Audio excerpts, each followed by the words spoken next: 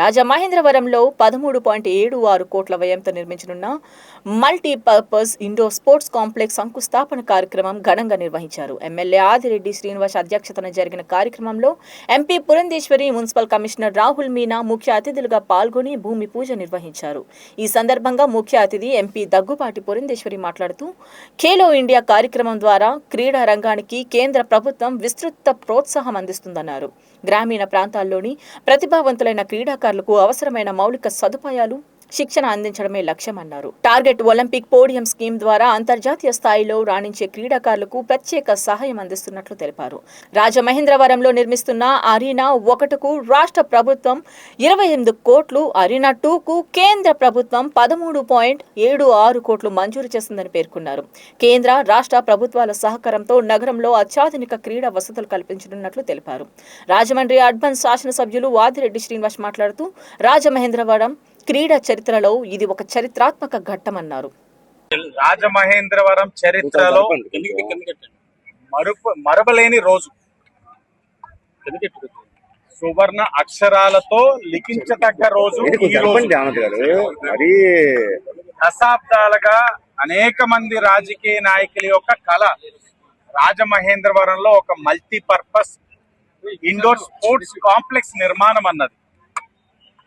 వారి అందరి యొక్క కళని ఈ రోజున నెరవేర్చింది కూటమి ప్రభుత్వం. గౌరవ ఎంపీ అమ్మ దగ్గుబాటి పురంధేశ్వరి గారి యొక్క సహకారం, కేంద్ర ప్రభుత్వం నుంచి ఖేలో ఇండియా ద్వారా వచ్చిన నిధులతో, రాష్ట్ర ప్రభుత్వం ఇచ్చిన సహకారంతో ఈరోజు రాజమహేంద్రవరంలో ఫేజ్ 2 ఏదైతే ఫేజ్ 2 కాంప్లెక్స్ అరీనా 2కి శంకుస్థాపన చేయడం జరిగింది. 13.76 కోట్ల విలువ చేసే దాన్ని ఈ రోజున ఎంపీ గారు, నేను శాసనసభ్యుడిగా, మున్సిపల్ కమిషనర్ రాహుల్ మీనా గారు, అలాగే నా కూటమి కుటుంబ సభ్యులు అందరం కూడా శంకుస్థాపన చేసుకున్నాం. దానితో పాటు అరీనా 1 ఏదైతే ఉందో 28 కోట్లు కూడా రాష్ట్ర ప్రభుత్వం ఒక సహకారంతో టెండర్లో ఉన్నాయి. అది కూడా ఒక 2 నెలల్లో పనులు ప్రారంభించుకోబోతా ఉన్నాం. అరీనా 3 ఏదైతే ఉందో ఖేలో ఇండియా నుంచి మరొక 10 కోట్లు కూడా మంజూరు అయ్యే విధంగా ఎంపీ గారు సహకరిస్తారని కూడా హామీ ఇవ్వడం జరిగింది. ఇది కూటమి ప్రభుత్వం యొక్క చిత్తశుద్ధి. మీరు గమనించండి, రాజమహేంద్రవరాన్ని క్రీడా హబ్గా తీర్చిదిద్దుతామని ఎన్నికల ముందు అనేక హామీలు ఇచ్చాం. కానీ 2 సంవత్సరాల్లోనే ఆ హామీల్ని అమలు చేసే విధంగా ఈరోజు మల్టీపర్పస్ స్పోర్ట్స్ కాంప్లెక్స్ ఎంత 52 కోట్లతోటి మల్టీపర్పస్ స్పోర్ట్స్ కాంప్లెక్స్ రాజమహేంద్రవరంలో నిర్మాణం చేసుకోబోతాం. రాష్ట్రం అంతా కూడా ఏదైనా ఒక మంచి స్పోర్ట్స్ మీట్ పెట్టాలన్నా, ఇంటర్నేషనల్ స్టాండర్డ్స్ తో మీట్ నిర్వహించాలన్నా రాజమహేంద్రవరం వైపు చూసే విధంగా ఈరోజు నిర్మాణం చేయబోతా ఉన్నాం. ఇప్పుడే చూసాం ఏ విధంగా నిర్మాణం చేసుకోబోతామన్నది. ఇంటర్నేషనల్ స్టాండర్డ్స్ క్రీడాకారులు కోరుకునేది అదే. రాజమహేంద్రవరంలో అనేక మంది క్రీడాకారులు ఉన్నారు. వాళ్ళ కోరిక వారి యొక్క క్రీడని ప్రదర్శించుకోవడానికి, ప్రాక్టీస్ చేసుకోవడానికి మైదానం కావాలి. అది పాలకుల యొక్క బాధ్యత. ఆ బాధ్యతను గుర్తించి ఈ రోజు మేము నిర్వహించాం.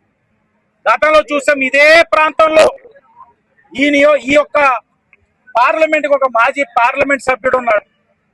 కబుర్లు చెప్పాడు, రీల్స్ చేశాడు, సొల్లు కబుర్లు చెప్పారు. మాజీ చైర్మన్ సిద్ధార్థ రెడ్డి వచ్చాడు. 2014-19లో టీడీపీ హయాంలో వచ్చిన జీవోల్ని చిత్తు కాగితాలని చింపాడు. అహంకారాన్ని ప్రదర్శించాడు సిద్ధార్థ రెడ్డి శాప్ చైర్మన్ ఆనాడు. వాళ్ళందరూ అయిపోయారు. వెంటనే మరలా స్క్రీన్ ప్లే డైరెక్షన్ స్టార్ట్ చేసేసరికి వచ్చింది ఆవిడ జబర్దస్త్ ఆంటీ రోజా గారు. ఇదే ప్రాంగణం ఎక్కడైతే నుంచున్నామో వచ్చి శిలాఫలకం వేసేసి 4 చిలక పలుకులు పలికేసి 2 కబుర్లు చెప్పి మా జగనన్న ఇదంతా నిర్మాణం చేసేస్తాడని వెళ్ళిపోయారు. ఏముంది, ఎక్కడుంది, కనబడుతుందన్నా? కనబడుతుందా? ఇక్కడ శిలాఫలకం కూడా కనబడట్లే. మా వార్డు ఇన్ఛార్జ్, ఇదే వార్డు ఇన్ఛార్జ్ ఆయన అంటున్నాడు. దాన్ని కూడా అమ్ముతప్పుగానే ఉంటారు వైసీపీ వాళ్ళు. పనులు ప్రారంభిస్తున్నాం వాళ్ళ కళ్ళతోటే, వైసీపీ కళ్ళతోటే, వాళ్ళ కళ్ళతోటే చూస్తారు. వైసీపీ కళ్ళతోటే చూస్తారు.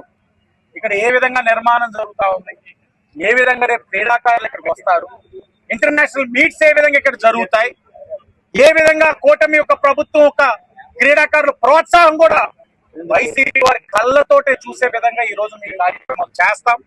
భవిష్యత్తులో కూడా చెప్తా ఉన్నాం, రాజమహేంద్రవరాన్ని క్రీడా హబ్ గా తీర్చిదిద్దే బాధ్యత కూటమి ప్రభుత్వం. ఇంకొక మాట కూడా చెప్తా ఉన్నాం, అతి దగ్గరలో కూడా శుభవార్త చెప్తాం, international standards indoor skating ring కూడా అతి దగ్గరలో కూడా నిర్మాణం చేసే కార్యక్రమం కూడా కూటమి ప్రభుత్వం తీసుకుంటుందని కూడా ఈ సందర్భంగా తెలియజేస్తూ అందరికీ ధన్యవాదాలు. నాకు సంబంధించినంత వరకు మరువలేనటువంటి రోజుగా నేను ఈ రోజును పరిగణిస్తున్నాను. ఎందుకంటే నరేంద్ర మోడీ గారు ప్రజలు ఎన్నుకోబడినటువంటి ప్రధానిగా దేశానికి అత్యధిక కాలం పరిపాలన అందించినటువంటి ప్రధానిగా నరేంద్ర మోడీ గారు ఇవాళ చరిత్రకెక్కారు. జవహర్లాల్ నెహ్రూ గారు 4398 రోజులు ప్రధానిగా వారు వ్యవహరిస్తే నరేంద్ర మోడీ గారు ఈ రోజుతో 4399వ రోజు ఇవాళ పరిపూర్ణం చేసుకుంటున్నారు. వారు ప్రధానిగా దేశానికి చేసినటువంటి సేవ మనందరికీ తెలుసు. అవినీతి రహిత పాలన, దృఢమైనటువంటి నిర్ణయాలు తీసుకోగలిగినటువంటి నాయకత్వం, దీనికి తోడు దేశానికి సుపరిపాలన. ఈ 12 సంవత్సరాలు కూడా ఎన్డీఏ కూటమి నరేంద్ర మోడీ గారు ప్రధానిగా వారి నాయకత్వంలో దేశానికి అందించినటువంటి నేపథ్యం కనుక ఈ రోజు ఖచ్చితంగా మరువలేనటువంటి రోజు. అటువంటి ఈ రోజున రాజమహేంద్రవరానికి సంబంధించినటువంటి ఒక అద్భుతమైనటువంటి అభివృద్ధి కార్యక్రమం కేంద్ర రాష్ట్ర ప్రభుత్వాల యొక్క భాగస్వామ్యంలో ఇవాళ ఇక్కడ అద్భుతమైనటువంటి ఒక ఇండోర్ స్టేడియం నిర్మాణం అనేది దానికి సంబంధించినటువంటి శంకుస్థాపన జరుపుకోవడం జరిగింది. ఇది ఖచ్చితంగా రెండవ మరవలేని కారణంగా నేను ఎందుకు చెప్తున్నానంటే, ఇంతకు ముందు ఉన్నటువంటి ప్రజాప్రతినిధులు ఇక్కడికి వచ్చి వాగ్దానాలు చేయడం జరిగింది, మేము ఇండోర్ స్టేడియం, మల్టీపర్పస్ స్టేడియం కట్టిస్తాము అని.